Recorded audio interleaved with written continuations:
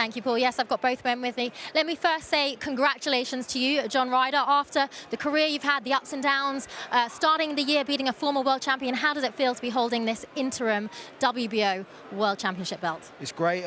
Obviously started off the year with a great win, and it was important to win in this fight and end it on a good and just build momentum for a good 2023. So we've done that now, tick the box, and yeah, on to the next one. Probably not the way you wanted to win this belt, though. Did you feel you were up on the cards? Tell me how it was going for you. No, I feel Zach started well. He got around the jab well. He was moving well. He was peppering me a bit there, but I felt like I was starting to.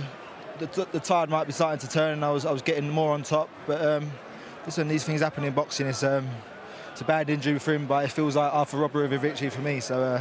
One of them things. Let me bring in Zach. Obviously very, very disappointing, especially after the long wait for this fight. Can you tell us what happened? First of all, at what point did you know you'd hurt your hand? Yeah, obviously I'm absolutely gutted. I was in the start of the round. I hit him with like an uppercut, and you can see him behind my hand. Just it's like it's out now. So I'm obviously absolutely gutted, but he's obviously a good lad. He'll go on do a good thing in boxing. Obviously I'll come back stronger.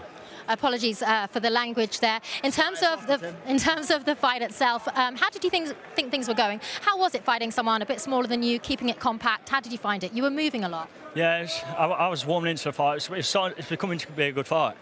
But obviously, when the injury happened at the start of that last round, obviously I kept having to move because every time I jabbed him, it was hurting. So, yeah, but it's starting to warm it up into a good fight, but all the best to John now. Which round did you first feel your hand hurting? That last round. I hit it at the start of the round, and then every time I jabbed, it was hurting, clicking it was. So.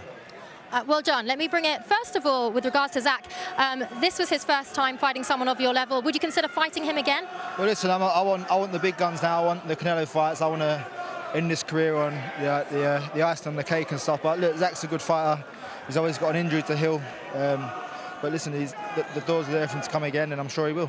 So let's talk about that Canelo fight. We know that there is a deadline on this belt. You've wanted Canelo for an awful long time, but there is a May 18th deadline. Canelo in the ring, or perhaps his WBO belt. How do you feel about that? Well, listen, I'm standing pretty now. Listen, it'd be a dream to fight Canelo in Cinco de Mayo or wherever.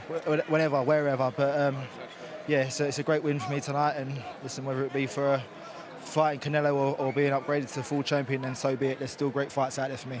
And it's been a long road for you. You've had ups and downs, as we mentioned. It seems like there's a resurgence. You beat a former world champion earlier this year. 7 Brits have gone in the ring with Canelo before. They've all come up short.